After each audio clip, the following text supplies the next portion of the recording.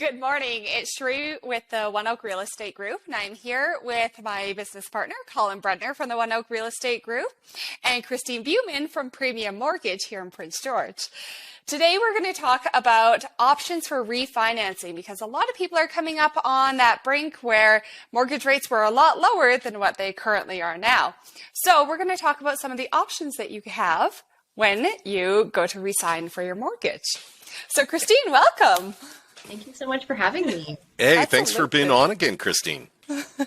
We love having you. Always my pleasure. Yeah, it's awesome. So I think that a lot of people right now are fearing with the current interest rate. I think 5 years ago, the interest rate was probably about 3.6 in and around there. And now I think it's about mid fives, depending on who the lender is. So, and then there's the stress test that's involved in that as well. So a lot of people are looking at their mortgage wondering if they can even afford the house that they have when they go to refinance this year. So what are some of the options when they go to refinance? Yeah, so it's a really, really broad conversation because it's going to be really tailored to each specific person. First things first, when your mortgage comes up for renewal, you're more likely to have broken that 5-year fix that from 5 years ago than not. So most people who are coming up for renewal now, they're usually, a lot of them are like 2 or 3 year terms. That's where it's going to be the trickiest, where they were at the bottom of the barrel and then suddenly now they're coming in to renew at, 2 or 3% higher than they're accustomed to. So first thing that we look at is just a straight refinance. We say, is it more important for you to have a lower interest rate or a lower payment? Sometimes they can be one and the same, sometimes they're not. And either way is great. So if we're going to do a straight refinance, you can go up to 80% of the current property value, stretch the amortization out to 30 years, slightly higher rate, but that also allows you to consolidate debt if there's room in there, which is something we're seeing a lot more of as well. And that covers any legal fees, any additional costs, because you can lump it all into that new mortgage. We're seeing a lot of people also add secure lines of credit, add a little bit of a buffer there and saying, okay, for right now, we feel okay. But if you're going to make any changes to your mortgage, I always recommend making as many as you can at one time because you're going to have legal fees and appraisal regardless. So especially in Prince George or Northern BC where we have lower mortgage amounts, then when you're looking at the percentage of the percentage of the mortgage size, better to get those costs all done at once and just try and really think through the next couple of years. So that's probably the first one we're seeing is refinancing. We're seeing a lot of people who are actually switching lenders. So they were previously with banks. And there's a complexity to how banks can offer rates, but people who had 20% down and they're with a big bank, there are a tremendous amount of other lenders who are offering, I'd say up to 0.5% lower for a transfer, no cost. So that's amazing. The biggest bucket that we're seeing right now. And simply because the banks can't, it's how they funded it initially, they can't actually offer those same rates. Are they able to negotiate with their current bank to try to get that lower rate? Absolutely. And that's always where I start. I say, even if you're not going to stay with them, start with saying, what is the best you can offer me? Say you're talking to other people, try and encourage them to give you their best option up front. It's the back and forth that becomes tiring for people. Because once you start the process, oftentimes like, this is our best offer. And then, you start the process, you've got credit checks, documentation, you go down the road with someone else, and then they'll come back to you and say, okay, wait a minute, now we're ready to play. And people find that to be a little bit disingenuous. And, it's not just give me what you've got up front. So certainly always start with your lender. That's the easiest. That's a path of least resistance. No requalifying. Biggest thing to note is if you've made your mortgage payments on time, no requalifying. If changing or lowering your payments is important, you can look at this transfer options. There's some cash back options where you can actually get cash back so you can transfer your mortgage in and then get extra funds for some debt restructuring. One of the biggest ones we're doing right now is loan refinances. So we've started working with an exceptional company who gives really great rates, and they actually broker car loans or ATV loans, similar to how we would broker mortgages. And so they're able to stretch out the amortization or get a little bit more creative with those. We're seeing a ton of spousal buyouts. So a lot of people who are having some life changes and taking over ownership of vehicles, and they're able to help with that. So those would be probably the most common situations that we're running into right now. Now, would it make any difference if, maybe they didn't want to extend for a longer period of time, but they were paying on a monthly basis? If they were to go bi-weekly and keep everything else the same, would they would that be likely to increase their chances of? So it depends on the person and specifically the mortgage. So mortgage payments are made monthly. And then if you go accelerated biweekly, they actually take that monthly payment and divide it in half. And you make that same payment 26 times. So in theory, you're actually paying more with the biweekly. So if you go non-accelerated biweekly, you can take that, times it by the annual amount, divide it by 26.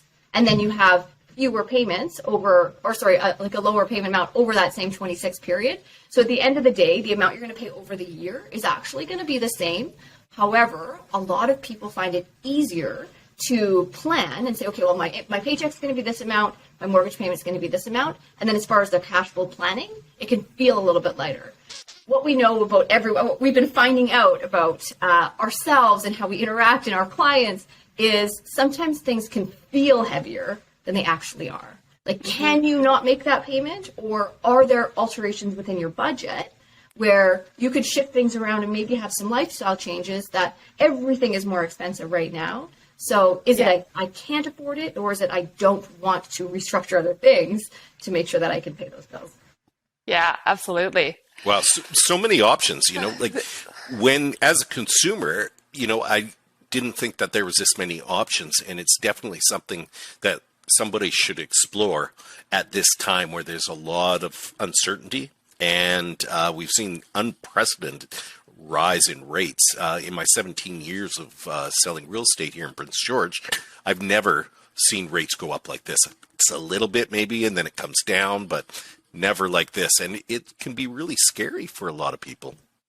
Totally. And I think one of the biggest challenges that we have is that everyone loves to talk about real estate, which is great for us, but also there's a lot of fear mongering. So what you won't hear is that interest rates are dropping right now. Fixed rates had peaked, and now they're still continuously dropping. Bond yields are kind of all over the map, so we'll see how long it lasts. However, when we listen to these external fear-based news sources, and rather than calling your realtor, call your appraiser, call your mortgage person, and find out what the next 4 months is going to look like. That's really all that matters when you're looking at mortgages. Anything beyond that, you're going to be looking at what's my exit strategy, making sure that you're in a good quality product. But as far as rates go, you really have a few month window, and relying on sources of what happens in 5 years when things are at 18%, it's going to be significantly different than calling your realtor saying, okay, well, can I get a good price on a house right now? Like obviously we're talking about refinancing, but we're seeing a beautiful opportunity in purchasing as well there. Oh, absolutely. And I think a lot of the buyers are finding that the houses just aren't on the market. There's this lull right now where there isn't a lot of house coming up on the market, and buyers are like, what is going on? But also sellers had it so easy for the last couple of years. You barely had to clean up your house before leaving to have showings, and it would sell. But that's not the case anymore. You got to put in that effort. Totally. So how much in advance do you think someone who already owns a house and they're looking at their refinancing options, how much in advance should they reach out? So this is really going to depend on their specific lender. I would say the moment they feel anxious or they feel like they'd like a direction or a timeline or plan, they should reach out. It's never too early to start a conversation. Now, every bank has what they call an interest rate differential penalty. So it really depends. Someone like TD, you can actually submit a rate hold 10 months before they're up for renewal with a different lender, and I can close that in 4 months, and then we'll strategically time the closing of that to maximize their cost savings in their payout penalty. So there would still be a payout penalty, but if they're feeling really anxious about rates going up, they can actually secure it way far in advance. Now, we can always monitor rates as we go along and make any changes, but it's something that we've done for a lot of people. It's just book them rates just in case they've gone up. In general, 4 months is a good window of time. Most lenders will hold rates for 4 months. So if you're looking to change lenders, then you're going to have to do all your letter of employment, pay stubs, all of those things. So I would say 130 days, depending how much time you're going to need for it. Slightly over 4 months is the best ideal window. Perfect. That's a good window. And one of the things I should mention too, sorry, but just to put in there, but there is a program that we've been using a lot more lately called Refinance Plus Improvements. So on the refinance topic, if you're up for renewal and you're thinking, well, it might be a great time to finish that suite, to add a little bit more value, most people know about purchase plus improvements, but you can actually, with very select few lenders, do a refinance plus improvements where you can refinance more than 80% of your current property value, provided it's for renovations. Oh, interesting. Now, do they have to pay for that up front and then submit the receipts? Exactly. Okay. Yeah. So very, very similar setup for the product. However, it does allow you to access more of that equity. We're seeing a lot of people looking at suites right now. It's a great opportunity. Oh, absolutely. Everyone wants a suite now. For sure. So when somebody's looking to potentially sell, well, perfect. Maybe all you need to do is spend an extra $10,000 or $20,000, and then you've got a suite. And then you call you guys and say, okay, well, how much now does that increase the value of my house for my sale? Yep. Exactly. Or stay in it and reduce, your overall payment and increase your cash flow, which is perfect at this time of the year. 1,000%. Or keep it not even at this time of the year. This at this time. In this season. This season. Yeah, And exactly. So we're seeing a lot of people keep their homes as rentals right now because they don't know where things are going to go. So refinance plus improvements, add a suite, access equity enough for 5% down on a new purchase. We've got lenders who will allow us to essentially wash out all the expenses of that property. So no problem with qualifying, just move on and get into your next property. There are so many options, and I think it's an amazing time to shift the conversation from rates are going up, prices are going to tank, and maybe in the bigger centers there's been a little bit of adjustment where people are latching onto that fear, but in northern BC, we're doing great. I think it's a great conversation. Yeah, that's great.